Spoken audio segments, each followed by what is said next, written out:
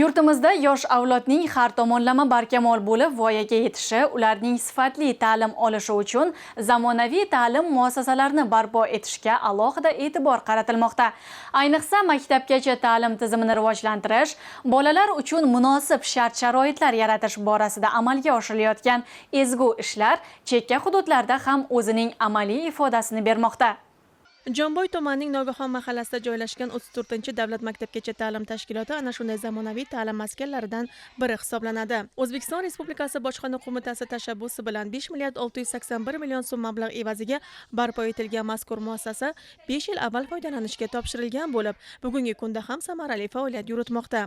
Zamonaviy infratuzilmaga ega bo'lgan bog'cha tumanning 5 ta qishlog'ida istiqomat qiluvchi yuzlab oilalar farzandlariga sifatli ta'lim tarbiya berib kelmoqda. Hozirgi vaqtda bog'chamiz mana shu 5 ta mahalladan 208 nafar bolajonlar ta'lim tarbiya olishmoqda.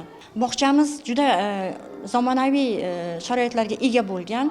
Mana elektron doskalar, moddiy texnik bazasi ham juda ham yaxshi ta'minlangan, hamma narsa yetarli. Bu yerda 5 ta to'garaklar faoliyat yuritmoqda.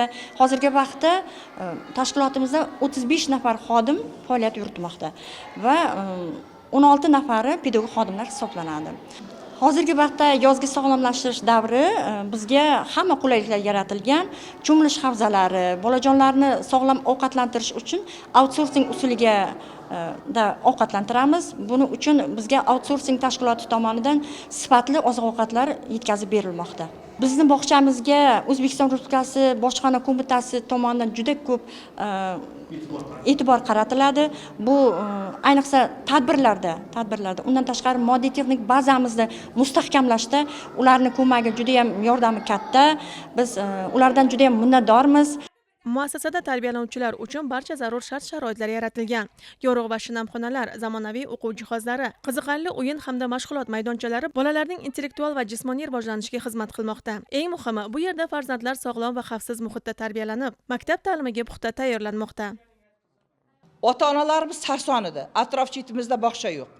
10 kilometr, 5 kilometr, 7 kilometr, 8 kilometrlarga har qaysimiz o'zim ham nabiralarimni mashina yollab bog'chaga olib borardik. Haqiqat kolxozi bor, bu yoqda Qo'lbosti mahallasi ushlab har tomonga bolalarni olib borardik. Muhtaram prezidentimiz 21-yil Samarqandga tashrifida Respublika Bojxona qo'mitasiga nima qilib berasanda bog'cha qilib beraman degan.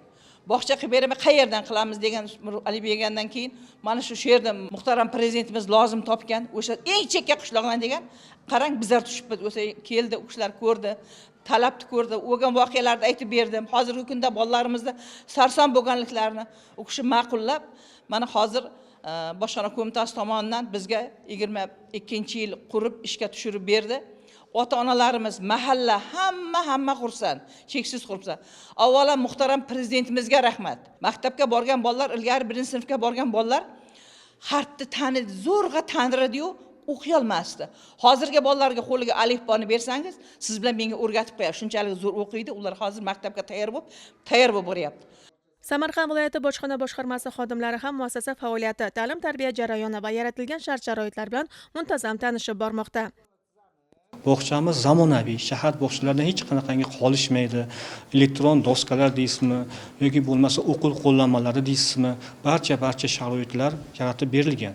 Endi bojxona qo'mitasi ushbu binoni topshirgandan keyin ham biz bojxona xodimlari har bayramlarda mana shu bog'chaga tashrif buyuramiz. Bog'chada bolalarga yaratilgan sharoitlarni ko'zdan kechiramiz. Bog'chadagi muammolarni yechimini topishga harakat qilamiz. Moddiy bazasi yoki eskirgan, ta'mirtalab bo'lgan holatlarni albatta e'tibor qaratib, ushbu kamchiliklarni ijobiy hal etib kelyapmiz. Hozirgi paytda bog'chada e'tibor bergan bo'lsangiz, demak sport tugaraklari ham tashkil etilgan.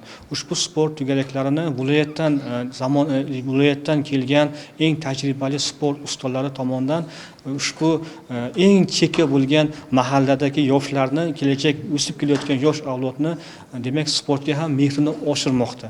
Bu albatta ajab emas, kelajakda mana shu yoshlarimiz orasida zamonaviy eng bir yuqori cho'qqilarni zabt etadigan sportchilar yetishib chiqishi ajab emas.